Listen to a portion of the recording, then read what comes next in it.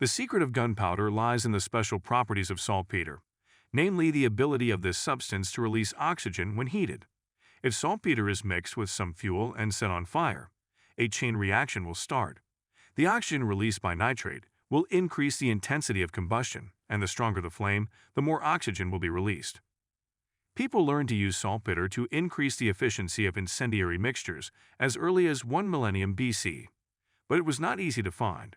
In countries with hot and very humid climates, white, snow-like crystals could sometimes be found on the site of old campfires. But in Europe, saltpeter was only found in stinky sewer tunnels or bat-infested caves. Before gunpowder was used for explosions and the throwing of nukes and bullets, saltpeter-based compositions had long been used to make incendiary shells and flamethrowers. For example, the legendary Greek fire was a mixture of saltpeter with oil, sulfur, and rosin. Sulfur, which ignites at low temperature, was added to facilitate ignition of the composition. Rosin was added to thicken the cocktail, so that the charge would not flow out of the flamethrower too. For gunpowder to be explosive, saltpeter must make up 60% of its mass. There was half as much in Greek fire, but even this amount was enough to make the combustion of oil unusually violent. The Byzantines were not the inventors of Greek fire, but borrowed it from the Arabs back in the 7th century. In Asia, they bought the necessary saltpeter and oil for its production. If we take into account that the Arabs themselves called saltpeter Chinese salt and rockets Chinese arrows, it will not be difficult to guess where this technology came from. In 1320, German monk Berthold Schwarz finally invented gunpowder. Now it is impossible to determine how many people in different countries invented gunpowder before Schwarz, but it is safe to say that after him, no one managed to do it anymore.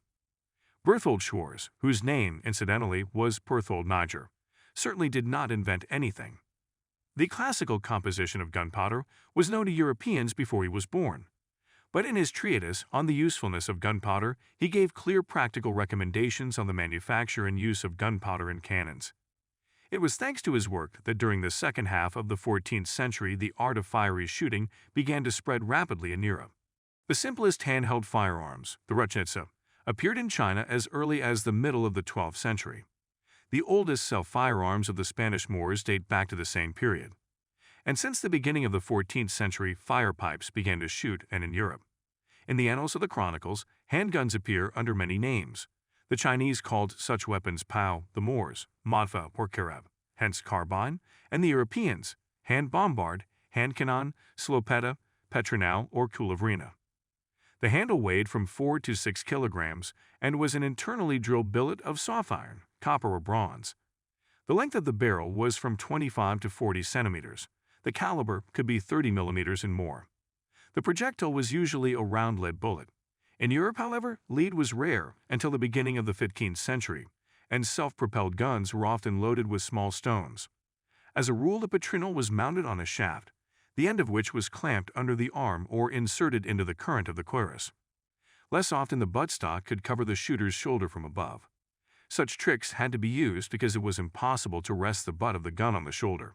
The shooter could support the weapon only with one hand. The other hand he used to bring the fire to the fuse. The charge was ignited with a firing candle, a wooden stick soaked in saltpeter.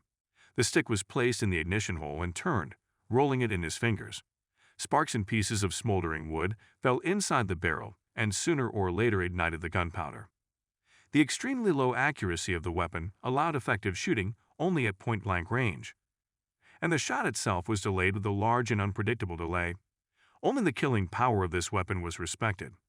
Although a bullet made of stone or soft lead at that time was still inferior to the crossbow bolt in penetrating power, but the hole released at point-blank range 30mm ball left such a hole that it was a pleasure to see. Hole in, hole out, but it still had to hit, and the woefully low accuracy of the petronale made it impossible to expect that the shot would have any other consequences than fire and noise. It may seem strange, but that was enough. Manual bombards were valued precisely for the rumble, flash, and cloud of sulfurous smoke that accompanied the shot. It was not always considered advisable to load them with a bullet. Petronale sklopets were not even equipped with a buttstock and were intended solely for blank firing.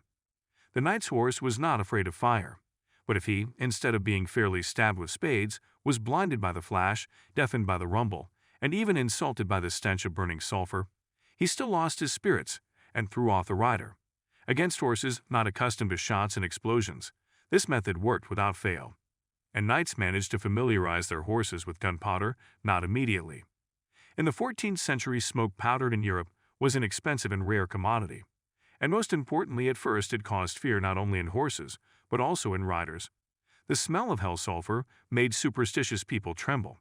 However, Europe quickly got used to the smell. But the loudness of the shot was among the advantages of firearms until the 17th century. At the beginning of the 15th century, fire pipes were still too primitive to seriously compete with bows and crossbows. But fire pipes were rapidly improving. Already in the 30s of the 15th century, the ignition port was moved sideways and a shell for the priming powder was welded next to it. This powder flared up instantly on contact with the fire, and in just a fraction of a second the red-hot gases ignited the charge in the barrel. The gun began to work quickly and reliably, and most importantly, it became possible to mechanize the process of lowering the wick. In the second half of the 15th century, firearms tubes acquired the lock and buttstock borrowed from the crossbow. At the same time, metalworking technologies improved. Barrels were now made only of the purest and softest iron. This allowed to minimize the probability of rupture when shooting. On the other hand, mastering the technique of deep drilling made it possible to make gun barrels lighter and longer. Thus appeared the arquebuse, a weapon with a caliber of 13 to 18 millimeters, weight of 3 to 4 kilograms and barrel length of 50 to 70 centimeters. An ordinary 16mm arquebuse threw out a 20-gram bullet with an initial velocity of about 300 meters per second. Such bullets could not tear people's heads off, but from 30 meters they could blow holes in steel armor. The accuracy of fire increased, but was still insufficient. An arquebusier could hit a man only from 20 to 25 meters, and at 120 meters, shooting even at such a target as a battle of pikemen turned into a waste of ammunition. However, light rifles retained approximately the same characteristics until the middle of the 19th century. Only the lock was changed, and even nowadays smoothbore shotguns are effective at no further than 50 meters. Even modern bullets for smoothbore shotguns are designed not for accuracy, but for hitting force. In the second half of the 15th century, arquebusiers gained a firm foothold in European armies and began to quickly overtake their rivals, archers and crossbowmen. But how could this happen? After all, the combat qualities of the guns still left much to be desired. Competitions between arquebusiers and crossbowmen led to a stunning result.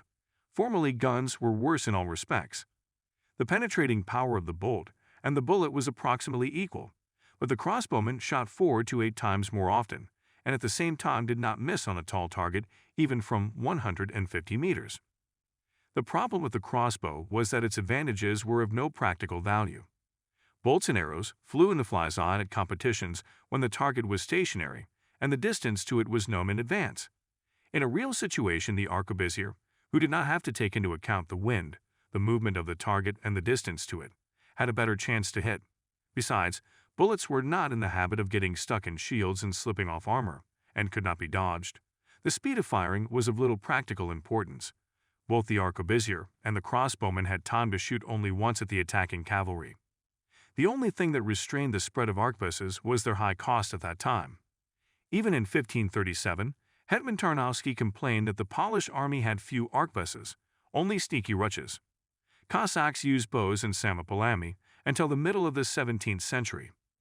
It is a common misconception that the appearance of firearms put an end to the Romantic chivalric era.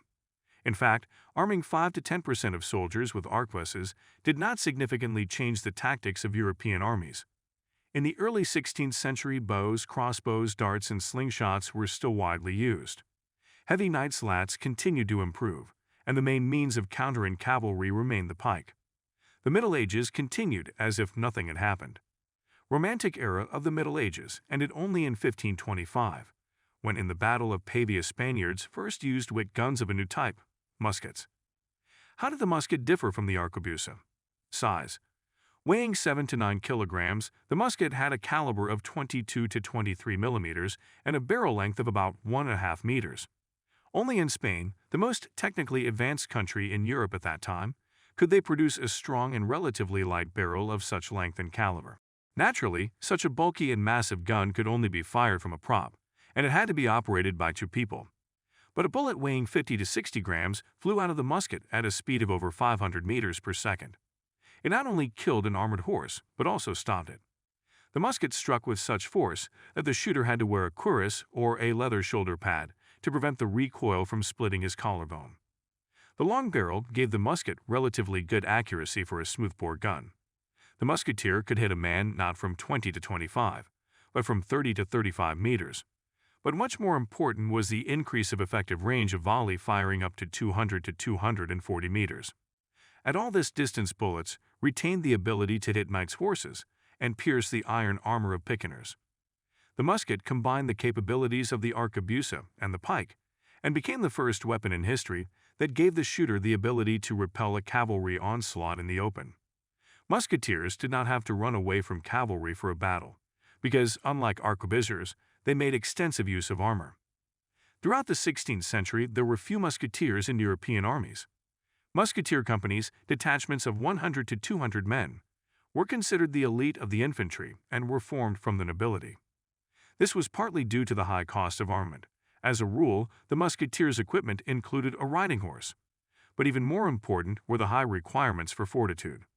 When the cavalry rushed to the attack, the musketeers had to repel it or die. The appearance of firearms was a turning point in the history of military art. For the first time, man began to use not muscular power, but the energy of burning gunpowder to inflict damage on the enemy. And that energy was staggering by the standards of the Middle Ages. Noisy and clumsy firecrackers, which today can cause nothing but laughter, inspired great reverence a few centuries ago.